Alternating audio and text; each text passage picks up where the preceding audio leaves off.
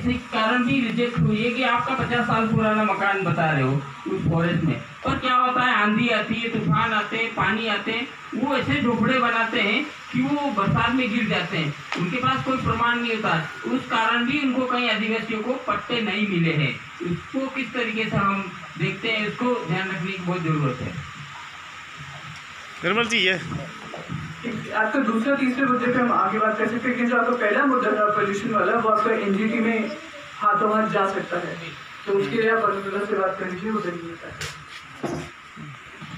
मैं सिरोही जिले से हूँ, पिनवाड़ा तहसील, और मेरा नाम है सोनलाल ग्रासिया, पत्थर गढ़ाई मजदूर सुरक्षा संघ।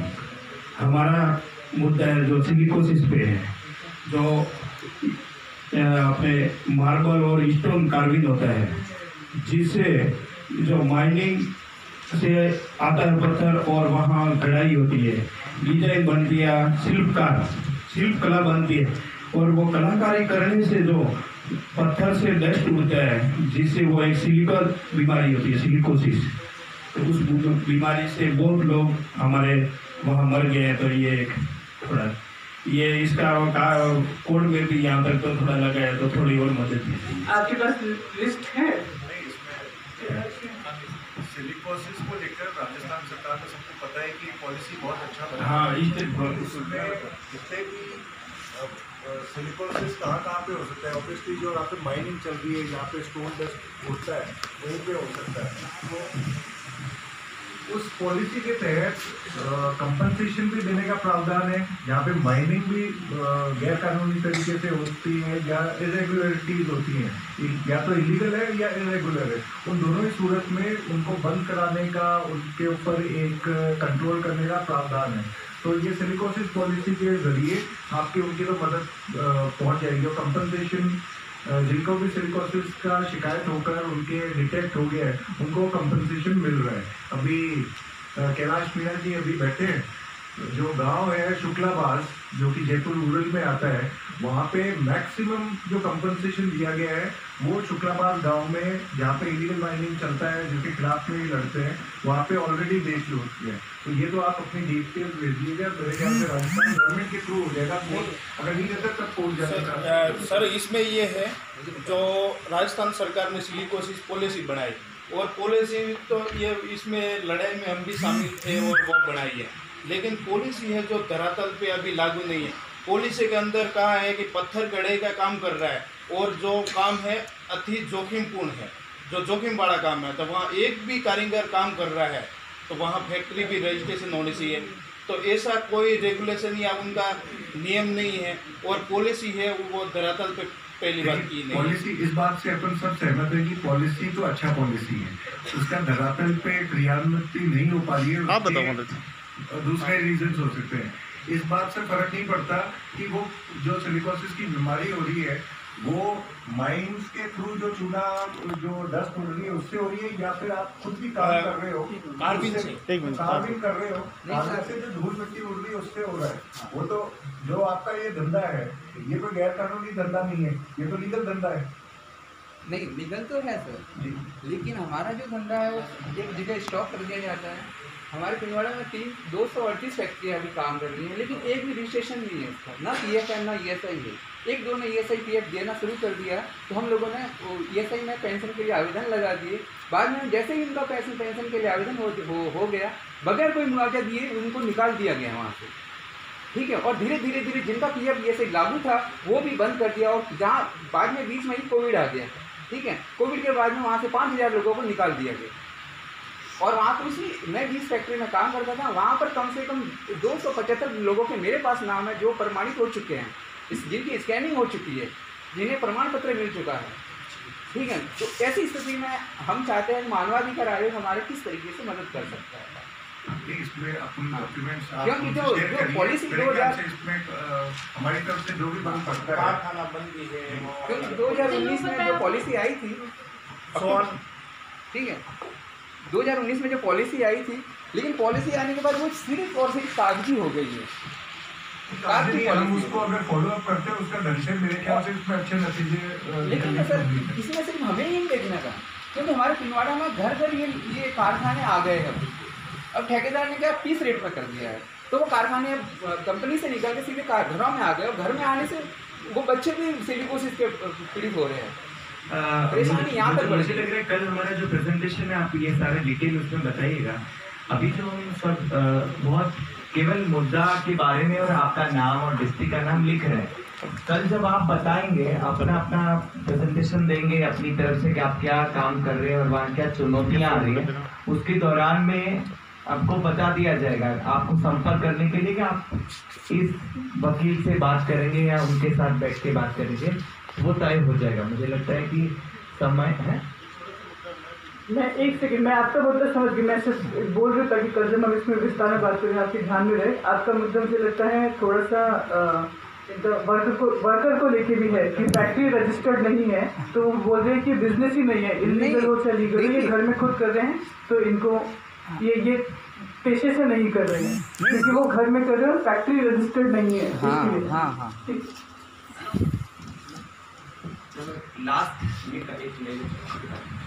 नमस्कार, मेरा नाम गोविंदा लोड़र, मैं अरावली निर्माण मजदूर सुरक्षा संघ में यहाँ अध्यक्ष पद पे हूँ।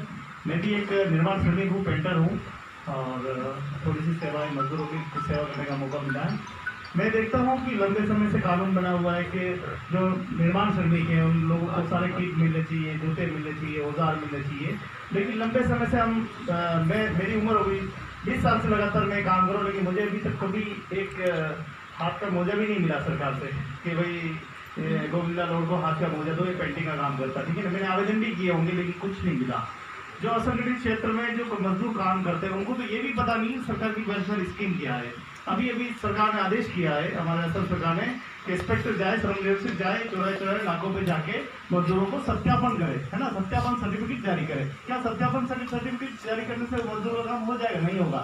मैं देख रहा हूँ कि वहाँ 150 सत्यापन किए गए, उन्होंने मजदूरों ने ऐसे कागज को मोड़ा, अपनी जेब में डाला, पॉकेट में डाला, और 20 दिन से लेके उसको घूम ही रहे। जब तक कि वो कागज का टुकड़ा खत्म नहीं हो जाए तब तक वो सत्यापन उनकी जेब में रहेगा। तो मैं ये जो व्यवस्था है, चरमराई व्यवस्था है कि मजदूर को हाथों हाथ क्यों रजिस्ट्रेशन कर दिया जाए, है ना, तो ये एक बहुत बड़ी बीमारी, क्योंकि मजदूर के पास असंगठित क्षेत्र में जो निर्माण काम करते हैं उन लोगों के पास इतना पैसा नहीं होता है कि वो मोटी रकम 85-100 रुपये तक दे सके। वजह से उनकी आर्थिक स्थिति की बहुत गंभीर समस्याएं होती है।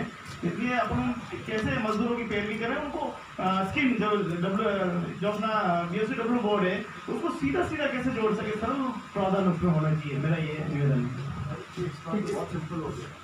जब लेबर जॉब कार्ड्स की बात करें, लेबर कार्ड्स की बात करें, तो लेबर कार्ड चौकियाँ जहाँ पे मजदूर खड़े हुए होते हैं वहाँ पे आप सीधे लेबर डिपार्टमेंट के अधिकारी आकर वो बनाएंगे। पिछले हफ्ते का ही बनाएंगे नहीं, सत्यापन करेंगे, बनाएंगे नहीं, सत्यापन करेंगे। जहाँ मजदूर हो, नहीं, वहाँ पे मजदूर हो तो फिर आप कलेक्ट कर लोगे अपना, आपका लेबर कार्ड बन चुका है, उसका मतलब नहीं, वो मुझे आके आपको बता रहा मैं कौन पेंटर हूँ, आप लिख के ये पेंटर अच्छा ही पाया गया, बस वो सर्टिफिकेट मेरे जेब में रहेगा जब तक कि लिमिटेड को ऑनलाइन नहीं करा सकते। ये मेरे पास आया सर्कुलर आया जो पिछले हफ्ते का राजस्थान सरकार का सर्कुलर है, आपका लेबर कार्ड बनेगा।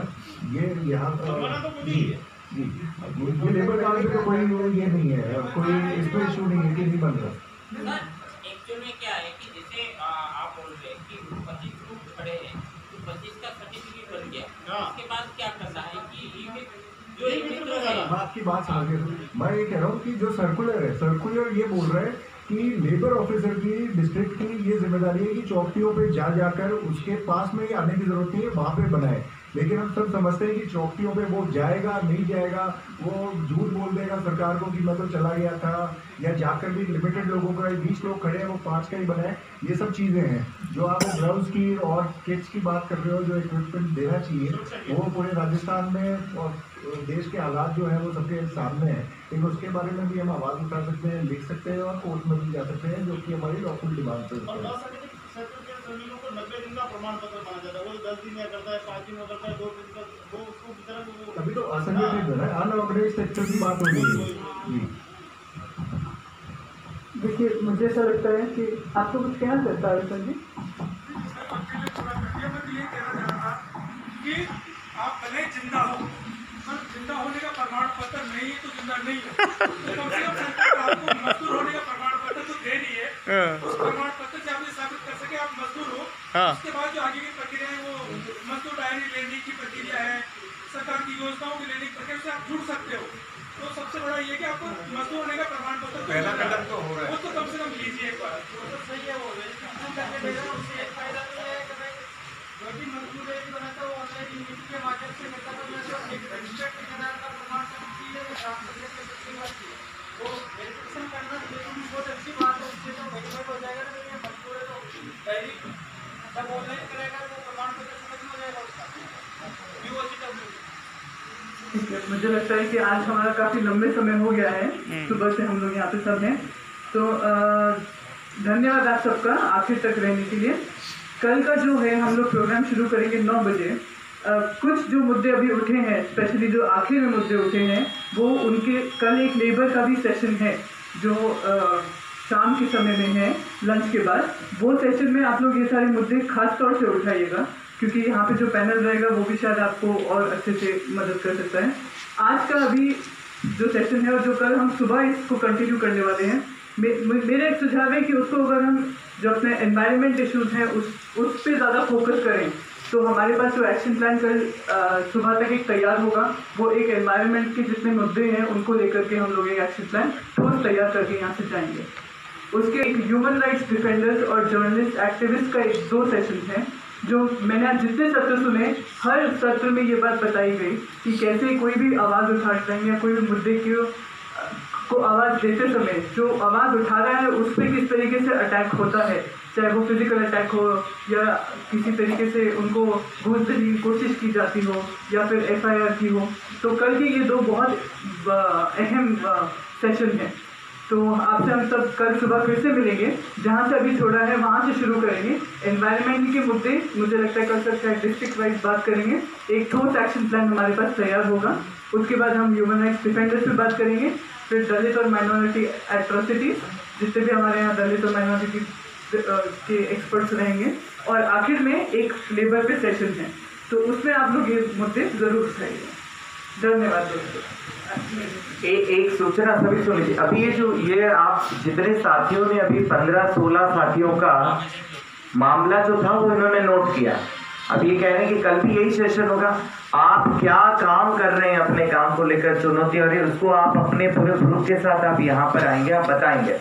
इन्होंने जो अभी नोट किया, अभी जिस किसने जल्दी जल्दी, मेरा नाम दीपक लाल है, ग्रामीण विकास था, तो पूरा लिखा नहीं गया कि ये जो उन्होंने कुछ मोटा मोटा नोट किया उसके अकॉर्डिंग वो कल अपनी कानूनी बारीकियां आपके बीच में अनुप्रिता जी शेयर करेंगी। उनका अभी प्रेजेंटेशन था पर अभी वो नहीं किया, क्योंकि जो मुद्दे जो मोटे मोटे निकल के आए उसको लेकर कल वो बात भी करेंगी और कानूनी बारीकियां बताएंगे। जिन साथियों को यात्रा व्यय का फॉर्म दिया गया है वो यात्रा व्यय का फॉर्म पूरा डिटेल से भरें और साइन करने के बाद अपना बिल वगैरह जो उसके साथ अटैच करें, और वो आके और रमेश जी भटनागर को आप मॉर्निंग में ही दे दें। और जो साथी निकल रहे हैं कुछ तो वो अपना बैंक का डिटेल डाल दीजिए। आप सभी उसी पेपर पर अपने बैंक का डिटेल पूरे तरीके से नाम और डाल दीजिएगा। अगर आप दिन में जल्दी निकल भी जाते हैं तो आपके अकाउंट में ट्रांसफर कर दिया जाएगा। जिन साथियों को रहने की व्यवस्था अभी तक नहीं हो पाई है वो भी रमेश जी के साथ में और विक्रम जी के साथ में संपर्क कर लेंगे। कल हमारा सत्र जो है सुबह हम कोशिश करेंगे कि 9 या 9:15 बजे शुरू करेंगे। रात्रि का भोजन 8 बजे से शुरू हो जाएगा। अगर आप कहीं